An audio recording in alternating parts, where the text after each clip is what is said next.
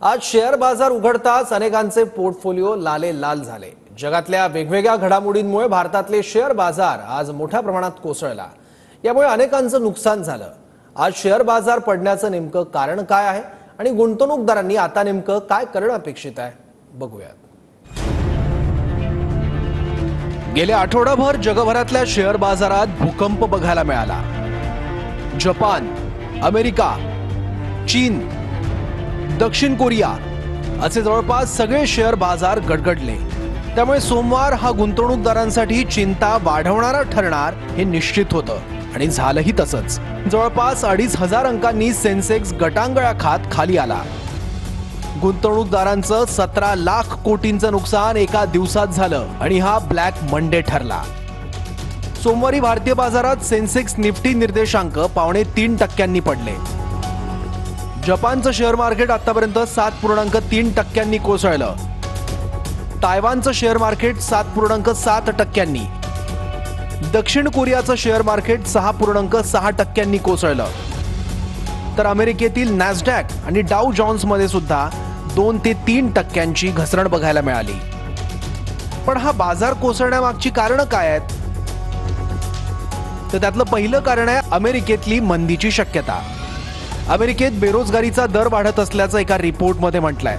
अमेरिकेत जुलैमध्ये नोकऱ्यांच्या संख्येत मोठ्या प्रमाणात घट झाली आहे। या व्यतिरिक्त बेरोजगारी ऑक्टोबर 2021 पासूनच्या उच्चांकी पातळीवर आहे। दुसरं कारण बँक ऑफ जपानचं धोरण।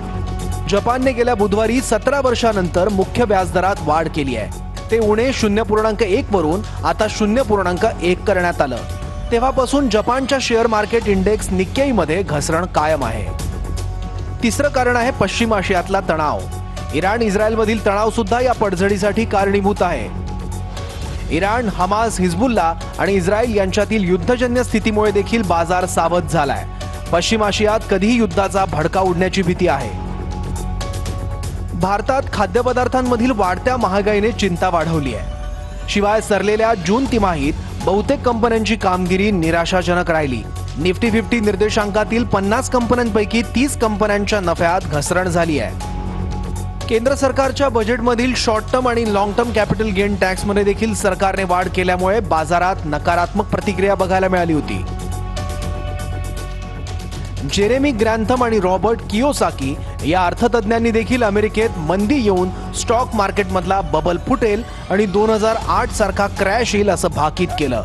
त्यामुळे अनेक गुंतवणूकदार सावध झाले आहेत। या सगळ्या कारणांमुळे जगभरातील गुंतवणूकदारांच्या मनात धडकी भरली आहे। पण मंदी येणार की नाही याबाबत अनेक अर्थतज्ञांमध्ये मतभेद आहेत। पण भारतातल्या शेअर मार्केटमधील गुंतवणूकदारांनी याकडे मंदी म्हणून बघावं की संधी म्हणून, याबद्दल बाजार विश्लेषकांना काय वाटतं बघूयात। कुठच्याही ॲडव्हेंचरस ट्रेड न करता ज्या चांगल्या कंपन्या आता खाली आलेल्या आहेत अशा कंपन्यांमध्ये इन्व्हेस्टमेंट करावी। आणि ही पडझड तात्पुरती जरी असली तरी हे बाजाराला कदाचित करेक्शन झाल्याची एक संधी आहे। कारण बरेच वेळ ऑलरेडी मार्केट खूप वरती गेलं होतं, तर तो बाजार ती कुठेतरी संधी बघतोय करेक्शन द्यायची। आणि हे करेक्शन देऊन गेलं तर खूप चांगलं होईल असं एकंदरीत माझं मत आहे। जर तुम्ही व्हॅल्यू स्टॉक्स किंवा स्टॉक स्पेसिफिक जर खरेदी करत असाल तर मिड कॅप आणि स्मॉल कॅप अवॉइड करा आणि डिफेन्सिव्ह स्टॉक्स आणि जे लार्ज कॅप स्टॉक्स आहेत त्याच्यामधली गुंतवणूक आत्ता कदाचित थोडी फायद्याची आणि स्थिर अशी ठरू शकते। पण याचा अर्थ असा नव्हे की तुमच्याकडचे असलेले मिड कॅप स्मॉल कॅप तुम्ही विकून टाका। पॅनिक सेलिंग अजिबात करू नका आणि एक दीर्घकालीन गुंतवणूक म्हणून कायम विचार करा। टप्प्याटप्प्याने खरेदी करा, प्रत्येक मंदीत खरेदी करा। त्यामुळे तुमचा दृष्टिकोन जर दीर्घकालीन गुंतवणुकीचा असेल तर घाबरण्याचं काहीही कारण नसल्याचं तज्ज्ञांचं म्हणणं आहे। Bureau report, TV9 Marathi, Mumbai.